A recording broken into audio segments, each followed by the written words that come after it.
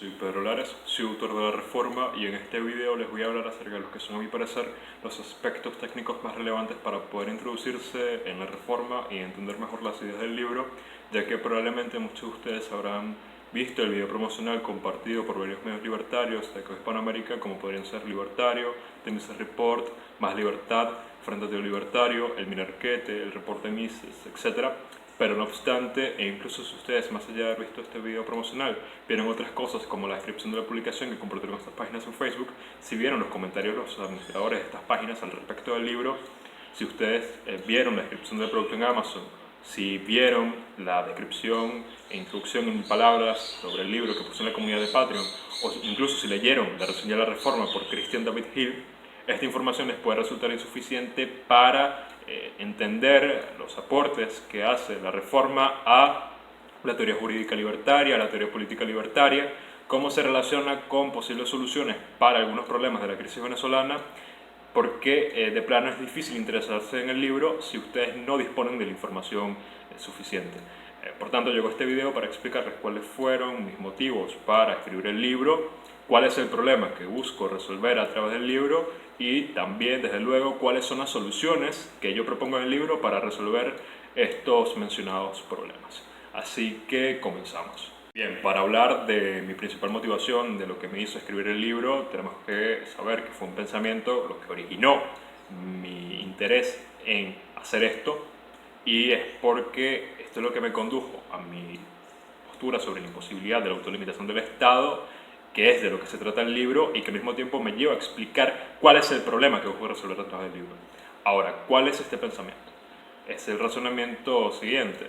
El gobierno venezolano ha cometido un montón de atrocidades, de crímenes y cosas evidentemente ilegales, como por ejemplo el secuestro de Juan Requesens, que incumple con el artículo 44 de la Constitución de la República Bolivariana de Venezuela, que han hecho cosas como alterar o manipular procesos electorales, como pasó en el 2017 con la reforma constituyente, donde Smartmatic, la empresa que prestó las máquinas, denunció que sus máquinas habían sido manipuladas durante las elecciones, o cosas ampliamente denunciadas por la población como la retención de más de 1000 presos políticos. Y no es que yo esté de acuerdo con la legislación venezolana en este momento, con el ordenamiento jurídico, pero es que estos actos evidentemente ilegales debieron haber causado una reacción de otras instituciones que se tienen que encargar de rechazar estos eventos, denunciarlos, investigarlos y administrar derecho y justicia. Pero sin embargo no ocurrió. Después de eso, investigando, supe que Venezuela tiene el peor Estado de Derecho del mundo, es decir, tiene el peor sistema de justicia sobre la faz de la tierra. Y eso me llegó así como que, bueno, ok, tenemos el peor sistema de justicia de la tierra. ¿Y por qué tenemos el peor sistema de justicia de la tierra? En el 2015 hubo un caso llamado el caso de los Magistrados Express. Fue un evento que consiste en lo siguiente. Esto yo lo pongo de manifiesto en el problema del libro, o sea, en el capítulo 1, el problema, yo explico este caso. Y es que en el 2015 hubo, durante las elecciones parlamentarias, una derrota del oficialismo ante la oposición, ante la Mesa de la Unidad Democrática, hoy Frente Amplio. Entonces, la Asamblea Nacional, que estaba en ese momento de mayoría chavista, iba a ser relevada. Pero no obstante, poco tiempo antes de ser relevada, dejó a unos magistrados en el Tribunal Supremo de Justicia. Es decir, designaron de manera espontánea una serie de jueces para la Corte Suprema. Y que, bien, esto por sí solo no asegura que sean corruptos, pero la verdad es que sí pasó. Estos jueces, muchos de ellos ni siquiera cumplían con los requisitos mínimos para poder optar por el cargo. Muchos de ellos ni siquiera habían renunciado a la militancia política y muchos de ellos también estaban fuertemente involucrados con la cúpula del poder político chavista. ¿Qué nos quiere decir esto? Que el poder judicial se coludió con los demás poderes políticos. Y en este caso se corrompió el Tribunal Supremo de Justicia, que es la máxima representación de la justicia venezolana. Y ahora los magistrados, que todavía están, fungen como testaferros del poder político chavista. Entonces, yo ahí digo, bien, aquí hay un problema. Todo el Estado se corrompió y no hay nada que lo limite desde dentro. Y ahora estamos pagando las consecuencias de que una sola línea de gobierno haya llegado a todas las instituciones del Estado. Y ahora me dirán, ok, pero esto es un caso aislado. ¿Cuál es tu verdadero argumento para hacer que nosotros sepamos que tenemos que desconfiar de los políticos, de los partidos y del propio Estado para limitarse?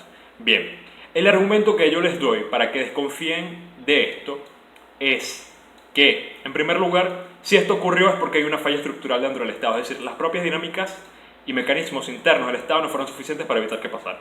Y en segundo lugar, hay una dinámica política, que es la dinámica de captura del poder, que nos explicaría por qué el Poder Judicial se corrompió en favor del chavismo y también cómo esto puede pasar en otros lados.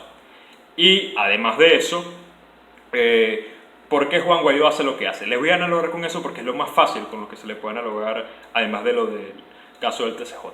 Entonces, ¿cuál es esta dinámica? La dinámica del captura del poder se basa en que nosotros vemos esto, pero en otros ámbitos, porque la captura, la colusión del poder en los tribunales, en lo que viene a ser la administración de justicia, es algo ya muy descarado, pero lo vemos en la administración provincial, la administración municipal, la administración estatal, el Senado, el Congreso y la administración federal. O sea, nosotros vemos siempre que los partidos ponen un candidato para el gobierno municipal, para el gobierno provincial, para el gobierno estatal, ponen un candidato para el Congreso, ponen candidatos para el Senado, ponen candidatos para la presidencia. Y cuando nos damos cuenta, si un partido logra ganar todo, el presidente designa a los ministros rigen los ministerios. De los ministerios depende el 50% de la capacidad burocrática del Estado. Si nos vamos a la administración local, las administraciones locales, es decir, la provincial, estatal y municipal, tienen las esferas político-administrativas dominadas. Es decir, dominan las autonomías, dominan las provincias, dominan los estados y dominan las municipalidades. Y rigen esas administraciones. Un partido tiene dominadas esas administraciones. Y si dominan el Congreso y el Senado aprueban leyes y encima designan a los jueces de la Corte Suprema. Cuando nos damos cuenta ya no hay separación de poderes. Y a lo mejor ustedes me dirán, no, Pedro, pero es que los partidos no buscan hacer esto. Los partidos solamente preservan la regencia democrática de un país. Bueno, si los partidos no buscaran hacer esto, de plano no lanzan a tantos candidatos para dominar el mayor número de puestos posibles dentro del Estado, porque si los lanzan es exactamente para optar y tener posibilidades de dominar el poder, de probar cuánto apoyo tiene desde dentro y legitimarse para ejercer los cargos. Ahora, ¿por qué ocurre esta dinámica? Esta dinámica se basa en que los partidos quieren obtener y acumular el poder a través de insertarse en el mayor número de puestos posible dentro de la administración pública, con el objetivo de preservar su estabilidad política, no tener barreras de salida ni para ejercer el poder, ni para propulsar sus políticas, y además no tienen barreras de entrada para seguir acaparando el poder. Eso es lo que buscan los partidos, por lo que les acabo de explicar, y lo vemos siempre. Y esta dinámica no exime al Poder Judicial, como les reitero, es algo que es extremadamente descarado, pero ya lo vemos en otros ámbitos y de todos modos se pone en riesgo la separación de poderes, por lo que les acabo de decir. Cuando nos damos cuenta ya no hay separación de poderes. Y eso es lo que buscan los partidos y eso es lo que buscan las fuerzas políticas. Y lo que pasa con Guaidó es lo siguiente: no siempre una fuerza política va a lograr monopolizar el poder ni va a dominar la mayoría del mismo, por lo que va a tener que tener un cogobernante. Va a haber una cogobernanza ahí. Es decir, dos fuerzas políticas se alinean y gobiernan. Pero se puede confiar en que una línea de intereses coludidos se va a limitar entre sí, porque obvio, van a ejercer el poder juntos y ambos tienen el poder y ambos pactan para manejar ese poder. ¿Por qué? Porque yo no pactaría con alguien con el cual no tengo ninguna visión en común y con el cual no confío que pueda ejercer el poder, con el cual no confío que me puede causar una estabilidad para yo mantenerme acá.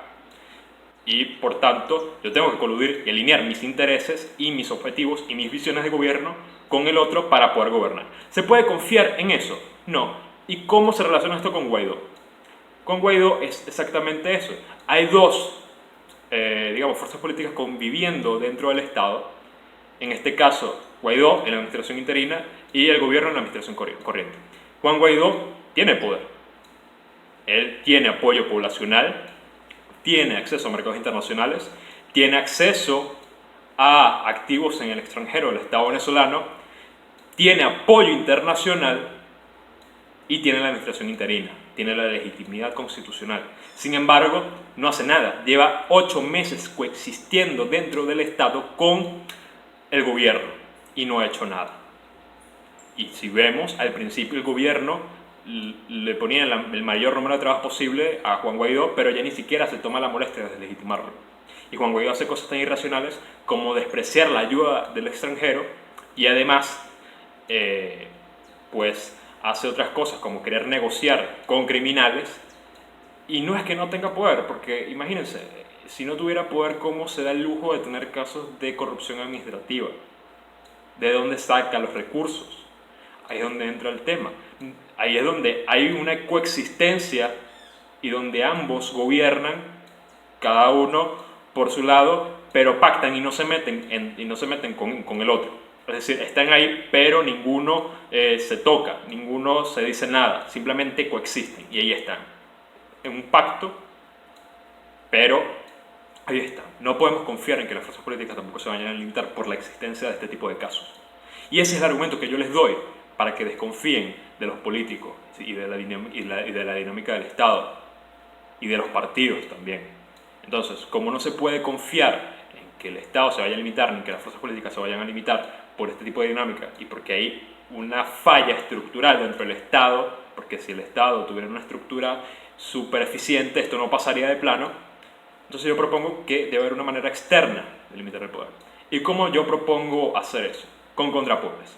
¿Cómo explica el profesor Bastos? La lógica de la división de poderes es una ficción y cualquiera que estudie un poco de política lo sabe. Por ejemplo, en España, quien controla el Partido Popular o quien controla el PSOE en su momento controla el Poder Ejecutivo porque nombra a los ministros, el Poder Legislativo porque nombra quiénes son los legisladores y el Poder Judicial porque nombra a los órganos de gobierno de los jueces. Es decir, critica la idea de división de poderes y dice que los poderes independientes, los poderes, verdadera división de poderes, son cuando hay contrapoderes, cuando hay poderes externos al propio Estado que lo frenan.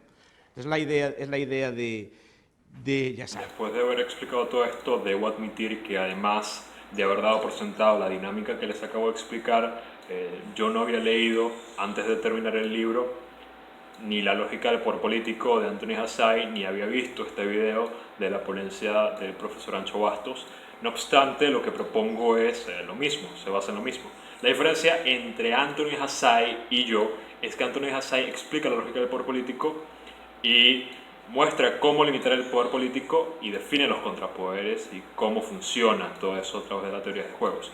Yo, en cambio, lo que hago es un análisis de la problemática del país y además sugiero qué contrapoderes, de manera general, se pueden utilizar para poder limitar al Estado y cuáles son los pasos previos a la instauración de contrapoderes. Ahora, ¿qué es lo que propongo en el libro? Yo propongo 2 contrapoderes y propongo limitar al Estado y propongo profundizar la separación de poderes dentro del Estado para que haya una competencia entre fuerzas políticas mucho más dinámica y mucho menos coludida. Ahora, yo propongo 4 cosas. Primero, la limitación del Estado. ¿Por qué razón? Porque es más fácil instaurar una serie de contrapoderes en un Estado que tiene un tamaño de gobierno más pequeño que en uno más amplio. Por ejemplo, es más fácil instaurar los contrapoderes en el Estado suizo que en el Estado venezolano, un Estado cuasi totalitario. En segundo lugar, propongo utilizar la blockchain como contrapoder. En tercer lugar, propongo utilizar el mercado como contrapoder a través de la competencia sobre la administración de justicia, es decir, que el Estado se someta a competencia. Y en cuarto lugar, profundizar la separación de poderes, de modo que los magistrados del Tribunal Supremo de Justicia o los jueces de la Corte Suprema no sean seleccionados por ninguna fuerza política, ni por ningún conglomerado político, ni por ningún ser humano, sino por una inteligencia artificial, y que el proceso sea totalmente transparente. Ahora, explico lo primero. ¿Por qué limitar el tamaño del gobierno? ¿Cómo demuestro que se tiene que limitar el tamaño del gobierno? Pues, en primer lugar, yo tengo que desmitificar el Estado presente. ¿Cómo lo hago? Sencillo, relaciono un tamaño de gobierno con la competitividad económica de un país. Encontré 2 cosas. En primer lugar, el tamaño de gobierno no tiene nada que ver con la situación de un sistema de justicia en algún país. No tiene ninguna relación. Y, en segundo lugar, es más factible para alcanzar una mayor probabilidad de tener más competitividad económica, tener un tamaño de gobierno más pequeño. Así que bajar el tamaño de gobierno es mucho más beneficioso o tiende a ser más beneficioso que dejarlo en puntos mucho más altos. Así que no hay que tener miedo de limitar al gobierno, como han visto en las gráficas que les acabo de mostrar. Luego de eso, como no se necesita ningún Estado presente, yo puedo pasar a instaurar los contrapoderes, porque como digo, es más fácil en un Estado más pequeño. O bueno, no un Estado más pequeño en términos de territorio, sino en uno con un gobierno más pequeño, porque lo puedes aplicar tanto en Suiza como en Estados Unidos, distintamente del tamaño territorial. Ahora, segundo contrapoder es la blockchain. Ahora, ¿para qué una blockchain? En el blockchain se van inscribiendo toda la transferencia entre usuarios, entre personas, de unidades de Bitcoin. Y para poder modificar ese registro público, para que alguien pueda grabar una nueva operación en ese registro público, toda la red de usuarios de Bitcoin que tienen almacenado el blockchain tienen que aceptar y tienen que reconocer que esa nueva transacción es una transacción que está bien encadenada, que está bien ligada con el histórico de transacciones. Como esa es la dinámica que toma la blockchain, mi idea es, esto es mi propuesta, que toda la información de la cual dispone el sector público para gestionar se pueda ver en la blockchain de manera transparente y que todos los ciudadanos puedan acceder a ella. Es decir, es un método de rendición de cuentas, pero de rendición de cuentas de todas las acciones y de todo el flujo de información que converge dentro del Estado. De modo que nosotros podemos ver cada cochinada que hace la administración que está en un momento determinado rigiendo un Estado. Con esto se rinden cuentas y se rinden cuentas al instante. Y los incentivos de los políticos se tienen que reconvertir por la única razón de que esta información, si una administración falla, hay indicios de corrupción, hay algún revuelo que cause inestabilidad política a la administración, a un político, a un funcionario, esta información podrá ser vista en la blockchain y podrá ser explotada por medios de comunicación, por periodistas, por la propia población y por políticos rivales, por lo cual esto no le conviene a un político, a una administración, a un funcionario, de modo que como no puede alterar la información, porque yo propongo que la mayoría de servidores estén en manos privadas y propongo un diagrama de distribución que vuelva más eficiente este proceso de centralización de la información y de los servidores. El tercer término y el segundo contrapoder que yo propongo es el de crear competencia entre el Estado y el mercado para la administración de justicia. ¿Por qué hago esto? Sencillo, porque el quitarle el monopolio de la administración de justicia al Estado pone en riesgo su propia existencia. O sea, hace que si desde que una de sus atribuciones fundamentales es la administrar justicia, quitándole este fundamento, este pilar al Estado, el Estado entra en riesgo. Entonces, siendo sometido a fuerzas de mercado de abajo hacia arriba, a preferencia del consumidor y a competencia, es un limitante bastante factible para poder restringir el poder que tiene el Estado sobre la sociedad y realinear los incentivos de los funcionarios públicos por el hecho de que estos no les conviene, si quieren seguir ahí en el Estado, tienen que ser eficientes porque si no el propio Estado puede desaparecer. Y es que estos medios son ampliamente populares y de hecho los propios Estados utilizan estos medios para resolver los conflictos entre sí, con árbitros internacionales. Y arbitraje internacional entre empresas y estados también es ampliamente usado. De hecho, la demanda en los últimos 40 años se ha incrementado más de 50 veces y el proceso de anulación de laudos, la cantidad de procesos abiertos por año, se ha multiplicado por más de 40 veces en el mismo periodo. Por tanto, esto es algo bastante factible. De hecho, yo explico cómo funciona el arbitraje y es en libertad, o sea, la gente se somete y va voluntariamente a resolver los conflictos y aunque incluso se sometiera a arbitraje involuntario, aunque yo no propongo esto y yo digo y cito al doctor Carlos Ortiz que esto iría en contra de la propia naturaleza de la institución, pero se podría encontrar la justicia real de una manera más efectiva. Ahora, no explicaré qué es la justicia real porque esto me llevaría a explicar el background teórico del libro. Y les aviso que se basa en análisis económico del derecho austrolibertario, es decir, me baso en Hope, en Rothbard y en Benson. Me baso también en la teoría jurídica de Carlos Cosio, en la teoría ecológica y en la teoría de elasticidad del derecho de Eduardo Novoa Monreal. Estos sujetos con pensamientos tan diferentes ayudaron a construir con sus escritos el libro, y esto lo explicaré en un próximo video porque si no el video se me hace de 30 minutos.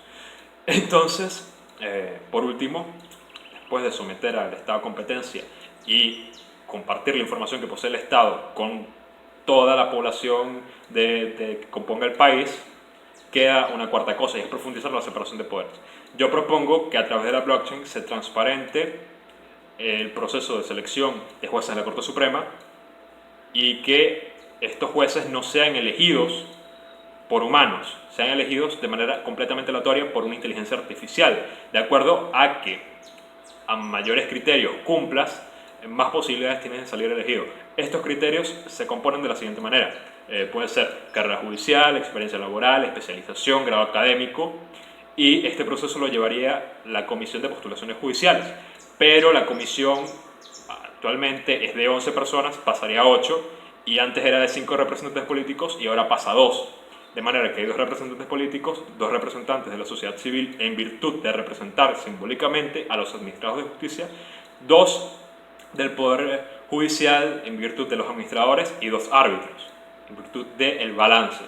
O también 2 representantes políticos, 3 representantes de la sociedad civil y 3 representantes del Poder Judicial. Puede ser cualquiera de las dos y puede ser que estos sean elegidos también, a su vez, de manera completamente aleatoria o sean designados. O sea, yo pongo varias opciones, pero yo digo que debe haber un doble filtrado.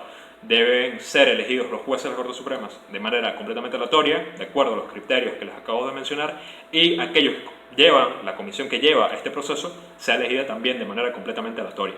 Y de eso se trata el libro. Espero que les haya ayudado a entender mejor las ideas, que les haya gustado. Perdonen por la extensión del video, pero es algo que no es sencillo de explicar, ni tampoco es algo que sea corto, ni tampoco es algo que puedo dejar de manera injustificada, pero espero que hayan podido entender las bases del libro y que les haya servido. Yo soy Pedro Lares.